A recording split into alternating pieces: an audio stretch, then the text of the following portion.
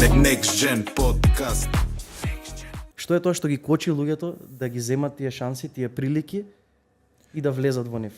Pa prvo, moje neko iskustvo je da je Makedonija možda iza Srbije u tom preduzetništvu svega 2-3 godine. Znači, vrlo smo bliska i bratska zemlja i kao u tom smislu razlozi za i za ne su nam vrlo slični.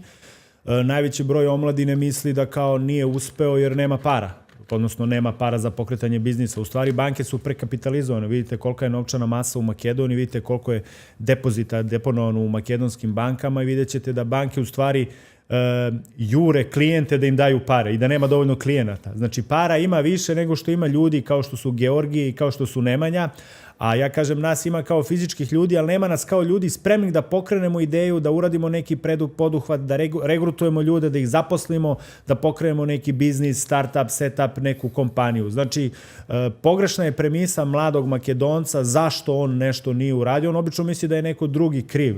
A on kad smuva ribu, on kaže ja sam zaslužan. Kad položi ispit, on kaže ja sam. Ali kad ga devojka odbije, on kaže ma kurva. Ili kad padne ispit, kaže mrzi me profesor. Ali profesor ne zna ko si ti. Kako može da te mrzi? On ne zna ko si ti. Meni su, na primjer, propali svi biznisi koje nisam ni pokušao. Svi do jednog. Biznise koje nisam pokrenuo u 100%. Darko Pančev, Zlatna Kopačka, evo ovde restoran. Znači, on je promašio sve penale i slobodne udarce koje nije šutirao. Jel tako? A dao je one u pokušajima. Što znači, ti da bi uspeo, ti moraš da pokušavaš, da se trudiš, da radiš, da budeš trudan, rabotan i tako dalje. U Makedoniji je situacija možda problematičnija što ta omladina, uopšte i ljudi, muški i ženski misle da su ljudi uspeli preko veze.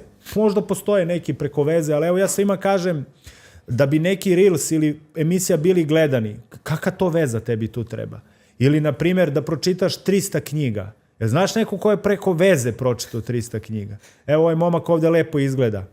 Jer može preko veze lepo se izgleda. Evo ja ću da ti kupim teretanu, ali ti moraš da treniraš. Ponedeljak, sreda, petak od 6 do 8. Moraš da ležeš u 10 uveče i moraš da se hraniš hrana, voda, piće, iće i prasiće 5 godina za redom. Evo sve ću ja da ti platim. Ali ti moraš da vežbaš. Znači, baš je suprotno. Svi koji su uspeli kako treba, uspeli su na bazi svojih znanja, osjećanja, iskustva i truda.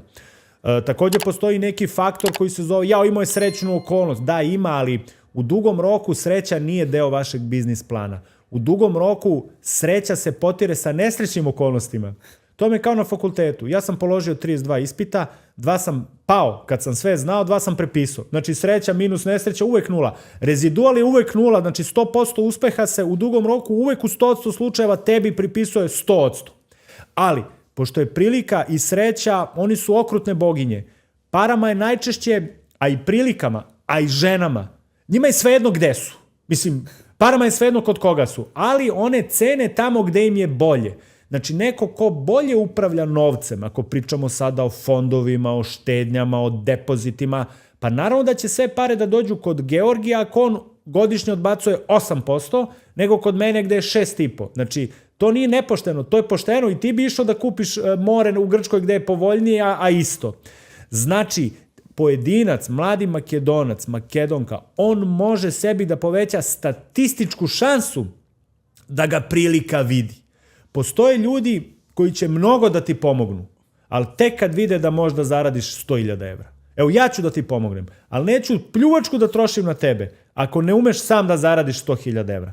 Ako umeš da zaradiš, znači ti si se u mojoj glavi, a ja sam prilika za tebe, ti si se u mojoj glavi i u kosmosu, u karmi, u Bogu kvalifikovo da na tvojih 100.000 ja tebi dam još 300.000 i da budemo partneri pola-pola, a da ti vodiš biznis. Znači, to nije nepravedno. Znači, to je baš pravedno. A kolega koji, na primjer, traži posao, nema 200 evra, on kaže, Nemanja meni nije pomogao. Ali ja mu kažem, ali prilika je okrutna boginja. Ja bi ti pomogao da si dokazao prilici da možeš makar 100.000 evra da zaradiš. Sad to da svedemo još na malo prostiji jezik, da se vratimo na podcaste i tako to.